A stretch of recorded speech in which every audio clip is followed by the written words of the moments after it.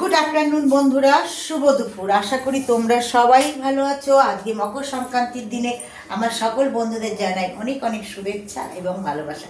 মকর সংক্রান্তি তোমাদের খুব ভালো কাটুক, তোমরা সুস্থ থেকো, ভালো থেকো। আর আজকে দেখো মকর সংক্রান্তি যেহেতু আজকে নিরামিষ কেন হচ্ছে, আজকে আমরা মাছ টাছ খাই না, নিরামিষ রান্না হয়। তাই আজকে নিরামিষের পদে কি রান্না করছি চলো তোমাদের দেখিয়ে দিই। সকালবেলায় দেখো টিফিনে করেছিলাম ম্যাগি স্যুপ করেছিলাম।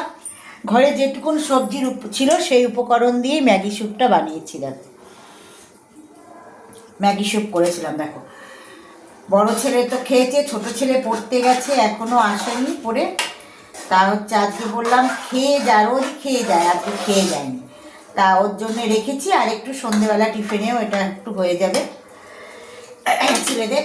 আর এদিকে বসিয়েছি দেখো গাছের গাছ থেকে শিম তুলে নিয়ে আসলাম, গাছের শিম আর মটরশুঁটি, কাঁচা লঙ্কার মধ্যে কয়েকটা চিড়ে দিয়েছি, একটু গাজর দিয়েছি, আর আলু দিয়েছি একটুখানি দিয়ে গোবিন্দভোগ চালের ফেনা ভাত। আজকে হবে ফেনা ভাত গোবিন্দভোগ চালের নানা সবজি দিয়ে, আর তার সাথে থাকবে আলু ভাজা। আজকের দুপুরের মেনু বন্ধুরা এটাই। আর তোমাদের বাড়িতে নিশ্চয়ই অনেকের বাড়িতে পিঠে হচ্ছে, পিঠে পায়েস হচ্ছে। আমার বাড়িতে কিন্তু হবে না আজ এবার সংক্রান্তিতে। কেন বলতো, বরমশাইতে থাকে না, চাকরি করে, বাইরে থাকে। এই প্রত্যেকবার সংক্রান্তিতে থাকে, এইবার আর থাকতে পারেনি। তার জন্যে কি বলতো, বরমশাই খেতে ভালোবাসে পিঠে টিঠে, তাই আসুক তারপরে পিঠে বানাবো। কিন্তু আজকে বানানো হবে না।